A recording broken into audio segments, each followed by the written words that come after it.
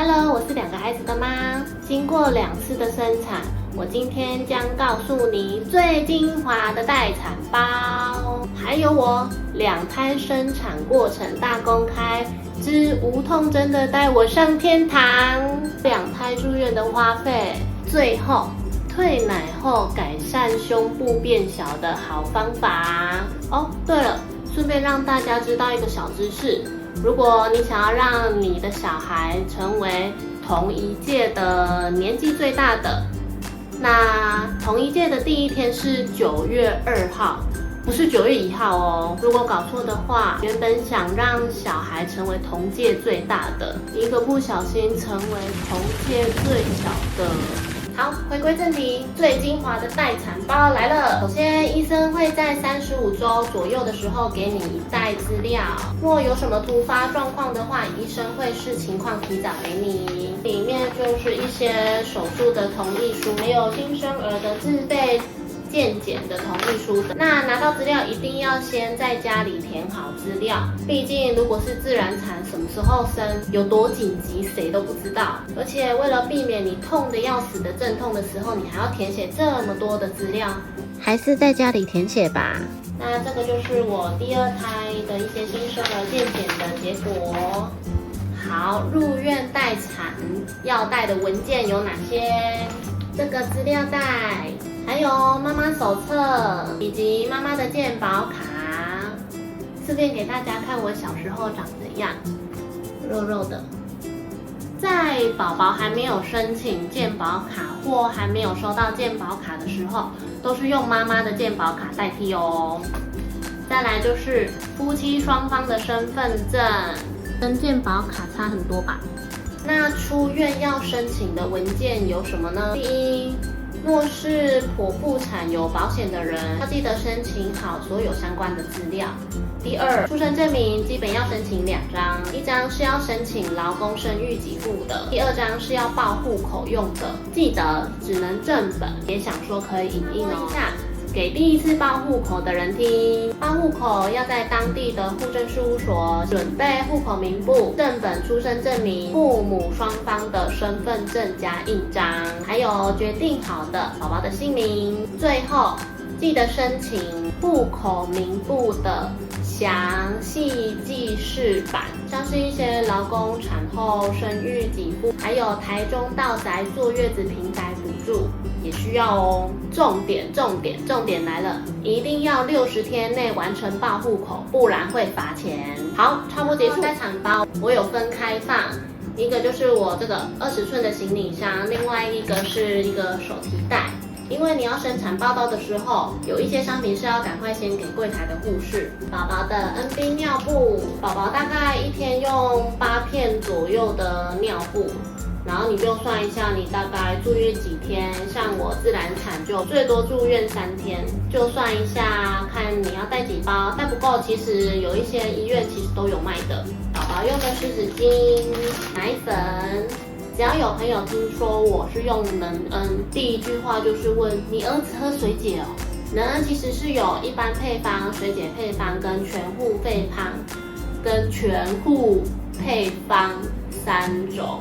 那一开始先买1罐就好，因为还不知道宝宝喝的习不习惯，也可以去大树药局买单罐的，只要喝不习惯，这一罐没有超过1半都可以换货哦。根本好事多的概念。再来就是奶嘴，像我是没有带的，看你们自己啊。我是给我宝宝吃这个，这是可以减少变龅牙几率的奶嘴，好像因为这边比较平吧。再来20寸行李箱的待产包，这个是看护店整包护士都会拿走，看你生产过程的前中后使用完。然后这个不是被子，因为我束缚带已经送给别人了，这个的体积就当做束缚带的大小挤在里面给大家看，所以这是束缚带哦。保温杯，产后医生都会给止痛药跟消炎药，一定要按时吃，对你伤口复原都很有帮助，也可以减少你的疼痛。让温开水吃药用的，还有帽子，我会先装在里面，然后等生完要出院的时候再戴。我生的2胎都是冬天，所以我就是戴这种毛帽。那如果你是在夏天生产的话，其实也可以戴这种帽子，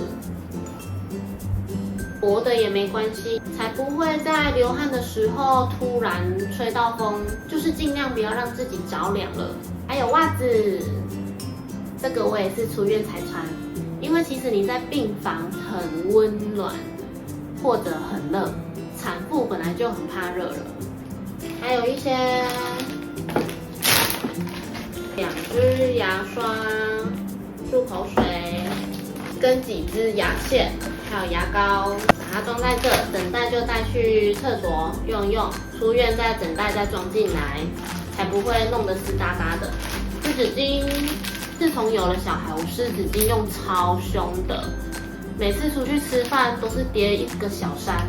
还有卫生纸，我带了3包，1包放我床边，1包放厕所，1包放厕所备用。再来是卫生棉裤，我买了各种品牌，要来拆给大家看。像这种卫生棉裤啊，你不用买太多，因为2路只有在产后的第1天跟第2天是最多的，所以我就只有前2天会穿这个，主要是舒服，而且躺着也不怕外露。我们在病房嘛，几乎都是躺在床上啊。到了第3天，其实量就会变少，用一般的卫生棉量多型就可以了。1-2个礼拜后，甚至会更少。这边分享，我第1胎是准备产妇用的卫生棉，用起来它比较厚，所以容易闷闷热热的，而且它没有防侧边外露的那个曲线，然后又没有很便宜。我觉得用自己喜欢且习惯的卫生棉就可以了。像我是用好自在的一体卫生棉，吸收真的很快，很清爽哦。现在来拆给大家看，我先拆苏菲的苏菲超熟睡裤，是陈燕婷有推荐的哦。我买的尺寸是 L， 弹力很好。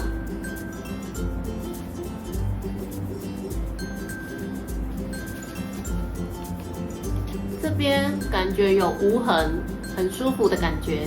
哦，我发现很贴心，做了这个束口袋，真的很贴心呢。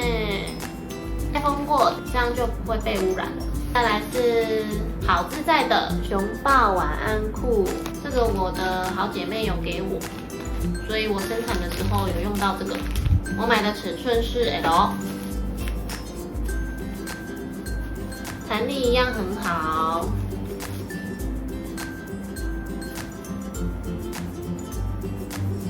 这个有包覆住，就没有像刚刚那么无痕、那么舒服的感觉。再来靠得住晚安好棉裤，我买的尺寸也是 L， 好像最大就是 L 吧，我也忘记了。弹力一样都很好。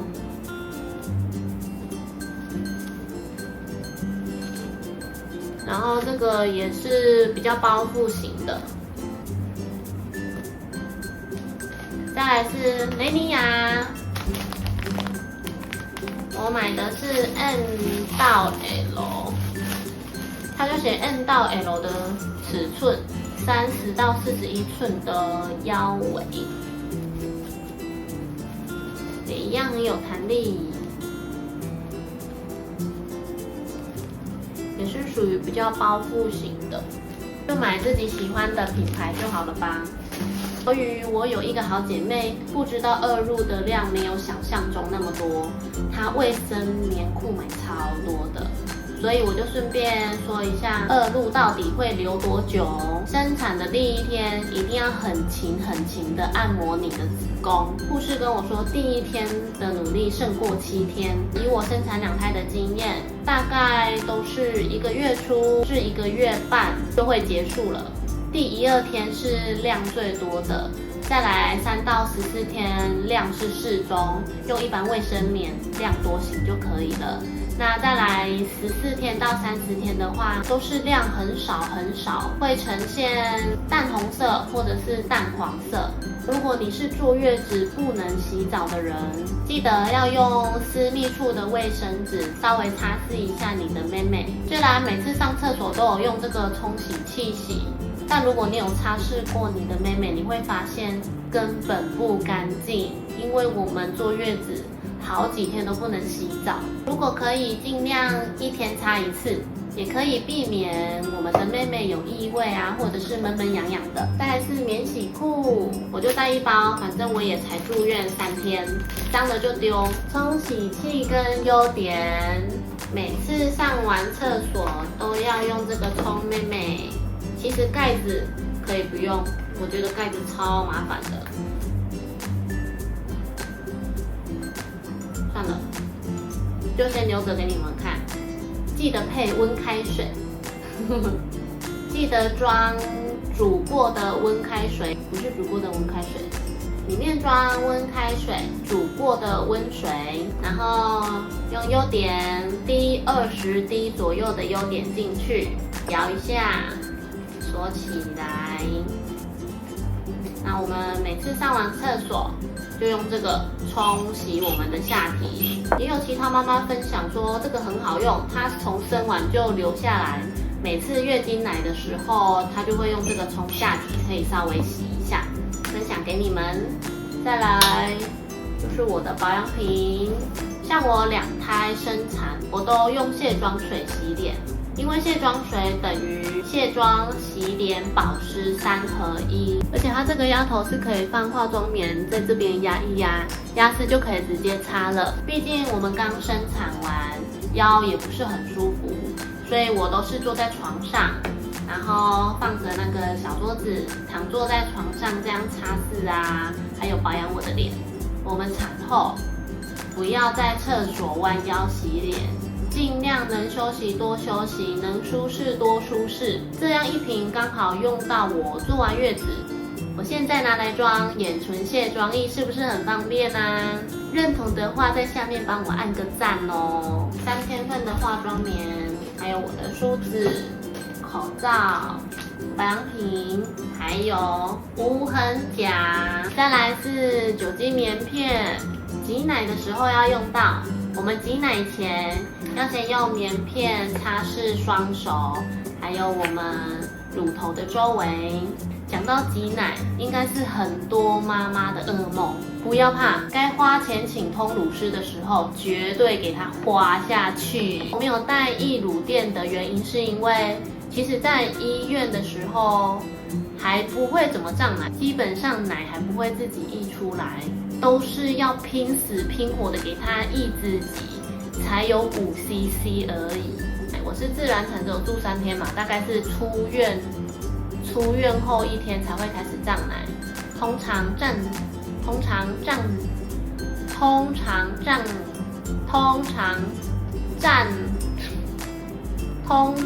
胀奶的话，都是大概第4天或第5天开始胀奶。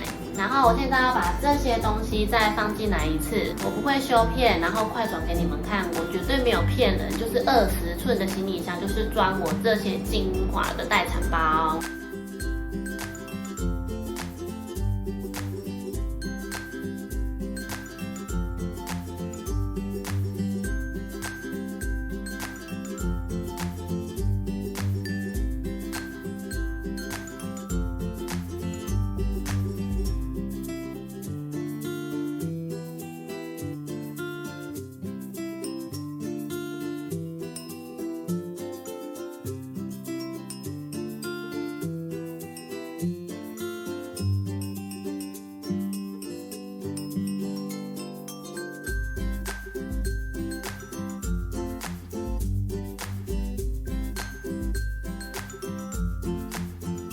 噔噔，就是这样，一个20寸的行李箱跟一个提袋，这个到医院就要直接给护士了。一定会有人说，我不用带外套吗？外套可以直接穿在身上啊，或者是夏天不热嘛，住院的时候可以先把外套放在车上，出院的那一天再请老公拿上来给你穿着。希望你们会喜欢这个最精华、最精简的待产包。如果有什么细节我漏掉的，还是你有什么疑问的，也欢迎在下方留言给我哦。好，快来听听我2胎生产过程的大公开。我怎么变装了？因为我平时1打2要拍影片的时间太少了，已经过了5天了。俊今天上课第3天，然后我现在要来吃早餐，边吃早餐边聊天。我买了一个巧克力厚片，跟一个薯饼蛋饼，还有一杯铁观音拿铁。多么美好的一个早上！我在怀孕的时候最喜欢到处去听别人生产过程，就算是很恐怖，但至少听完能让我提早做好心理准备去面对。听一下我的生产过程。怀第1胎，我当时的工作性质是可以坐在电脑前输入资料的客服专员。平常没有客人的时候，是需要走来走去、蹲来蹲去的拉排面啊，还有掸灰尘、擦玻璃，就做一些简单的清洁工作。在怀孕后期，大概7个月左右吧，我已经可以很明显的感觉出，而且还能分辨宫缩的感觉，所以我那时候已经开始每天都有在工作，只是次数比较少。在34周的时候，就是8个多月，也就是跨年的当天晚上，突然一直宫缩，而且我感觉到宫缩的时候，我就想说坐在椅子上推嘞，比较舒服，还一直给我10分钟宫缩一次，维持了快2小时，我吓死了，以为要生了。回诊后，医生就直接建议我要休息到生产，也开了证明跟公司请假。我真的很感谢我的公司，还有我的主管、我的同事们，在我放假人力不足的时候，很努力的、很拼命的存活下去，爱你们哦！好，回归主题，在家休息到36周，我可以感觉到我的私密处开始有刺痛感，有时候痛到你脚一定要夹着走路，不然我都觉得我是不是要生了。后来上网查一下，发现那是耻骨痛，耻骨开始要慢慢的松弛分离开来。在37周的第4天落红，早上一起床上厕所，用卫生纸擦拭的时候，发现卫生纸上面有一点点血，也被那一点点血吓到，因为太久月经没有来了。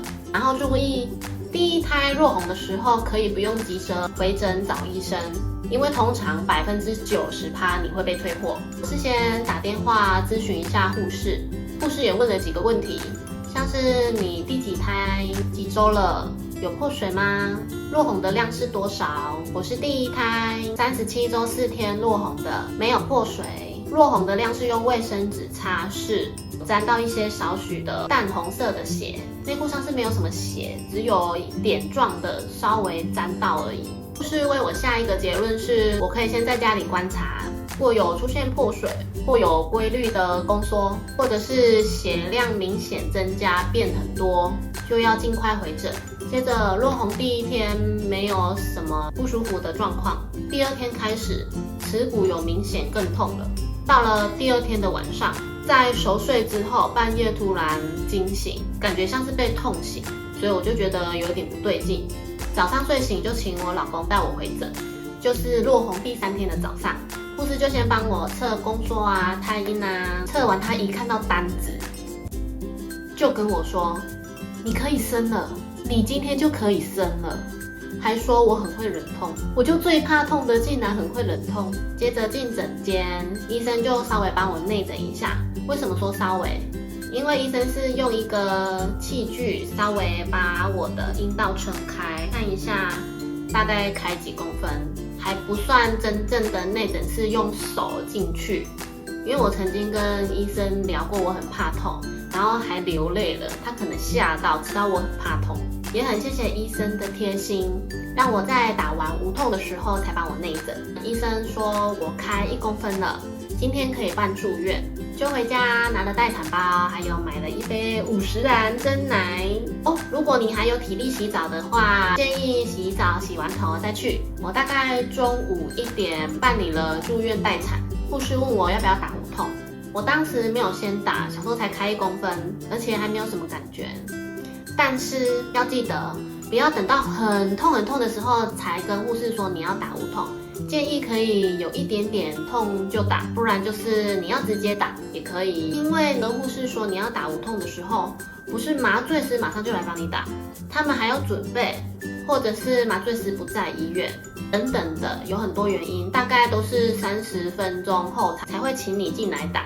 所以为什么常常听到有人说他来不及打就生了，是不是很可怕？记得要提早说哦。护士就开始帮我装上一些仪器啊，测我的心跳、血压、宫缩，还有宝宝的心跳。过了1-2个小时，我先打了催生，宫缩变得比较频繁之后，我跟护士说我要打无痛，真的是大概30分钟后才请我进去打无痛。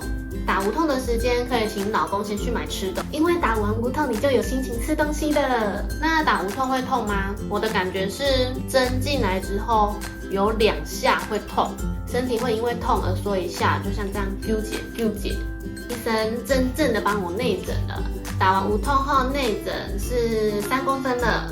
回到病房后开吃我的麦当劳，那里哦。随后每隔90分钟左右，我就会开始有痛感，就要按铃通知护士来帮我补打无痛。每补1次，护士也会帮我内诊。内诊我开了5公分，就在我要下床上厕所的时候，我的袜子湿了，原来是我破水了。然后再过一阵子，我躺在床上就觉得我的私密处一直有东西在顶，如果我缩得越紧会越不舒服，所以我就试着放松，整个瘫在床上，反正我有无痛顶着是比较不会痛的。很快从开5公分，接着下次就开9公分多了。护士帮我补打了最后1针无痛，跟我说身体会不自觉的颤抖，一直抖是正常的。我觉得是因为这一剂打的量比较多，可以撑到生完。没多久我就被推进去产房，一进去护士叫我先吸一大口气憋着，然后出力。生产要怎么出力呢？吸一大口气之后憋着，手抓着旁边的杆子抓紧，只要嘴巴不要讲话，不要露出牙齿，也不要出任何的气音，像是这种的声音都不要出，这样憋气使出来的力道是最有效的。出力个2-3次，护士就说已经可以看到宝宝的头发了，然后就等医生进来产房。那因为我老公有表示说他要陪产，刚刚他在打包行李，准备从待产房换到一般的病房。好了之后，医生就请我老公进来，我老公就站在我头部身后这边，一些血腥的画面都在医生的那一头才看得到，所以老公是看不到的。医生来了之后，先安抚我的情绪，叫我不要紧张，接着就讲解他手上的吸盘，表示这个吸力是没有危险性的，就开始帮我生产了。第1下嘣的一声，我就生完了，完全没有痛感，也很快的就生完了。大家应该很好奇为什么是用吸盘，其实我也没有特别问医生为什么用吸盘，可能是我很怕痛，或者是因为我一些身体状况的因素。总之我很感谢我的医生没有让我痛到就生完了。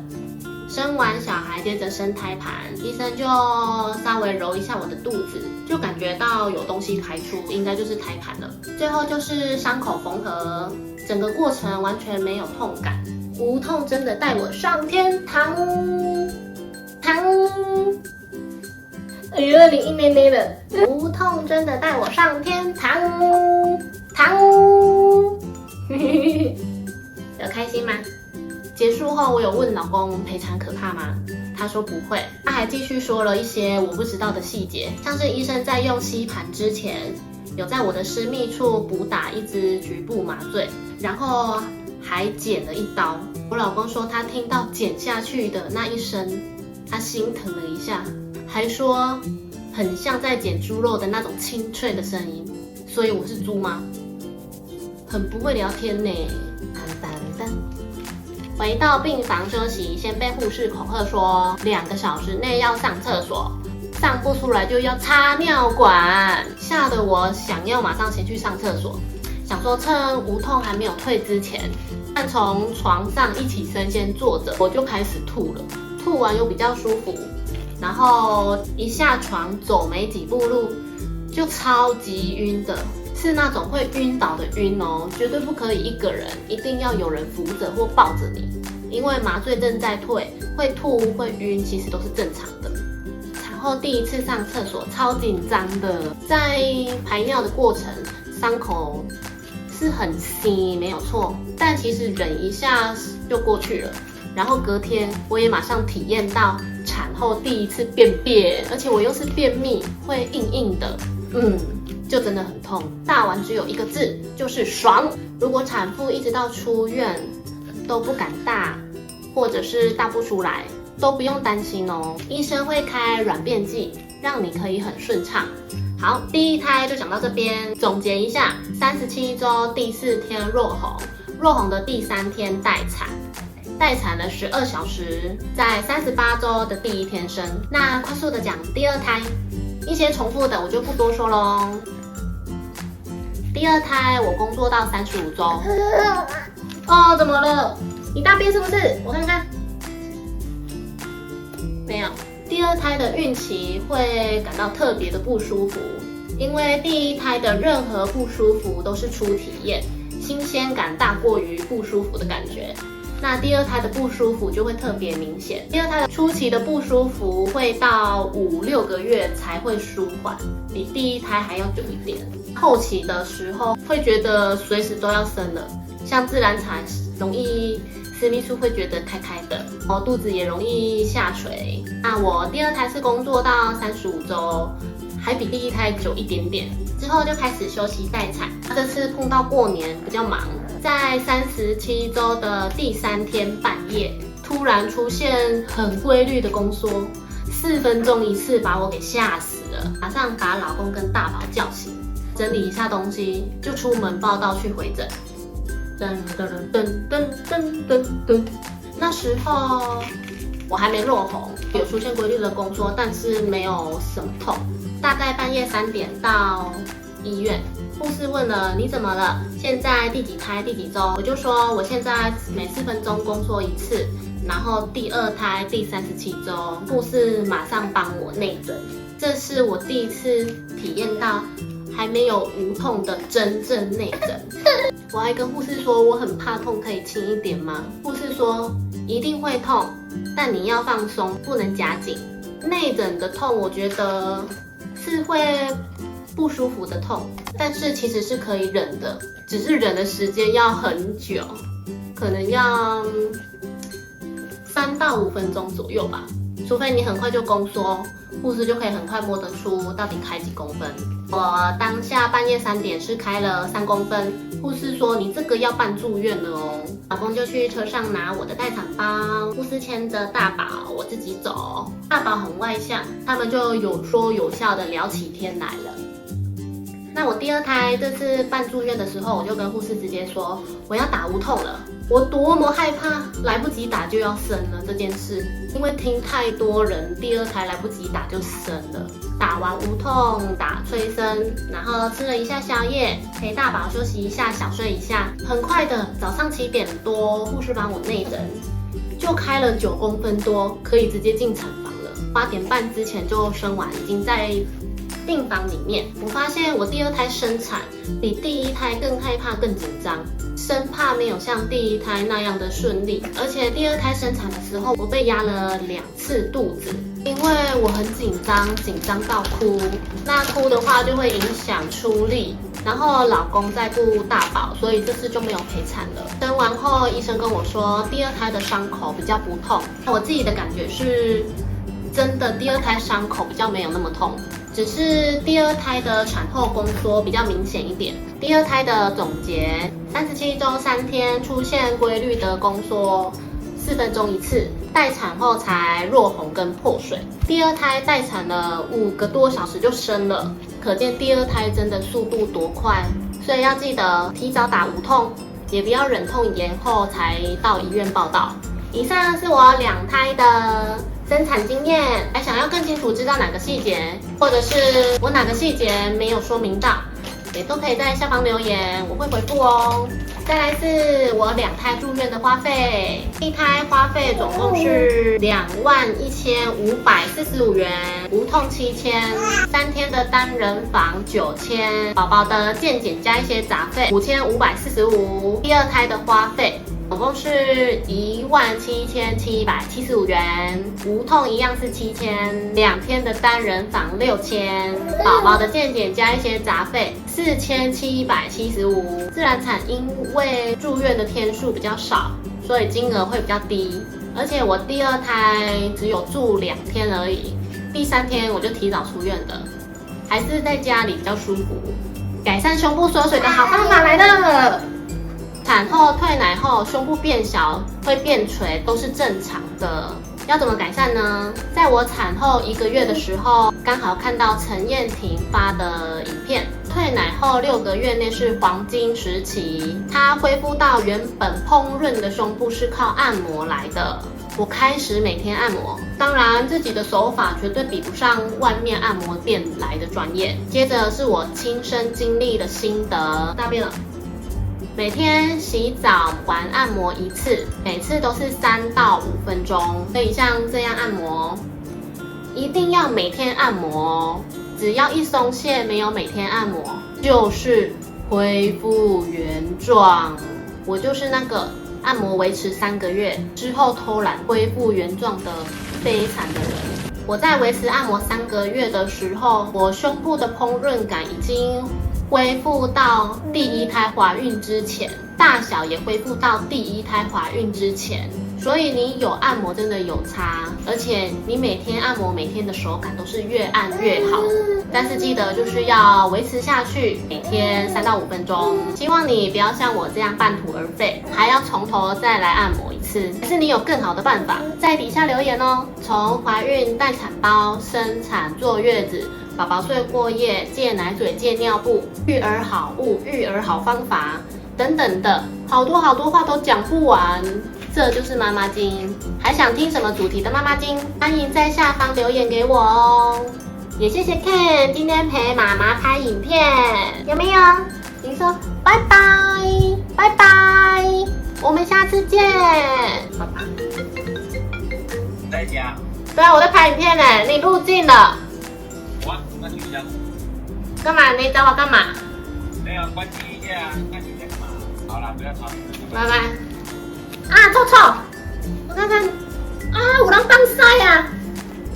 来，你躺好。喜欢的话，帮我按个赞，也赶快分享给身边的孕妇吧。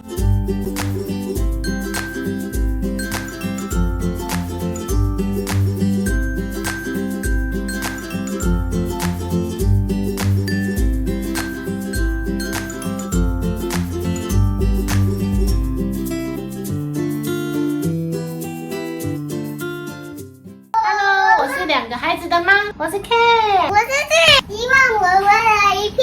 今天我们来别打，大家有没有看到了小谢牛按你，啾咪。我们下次见。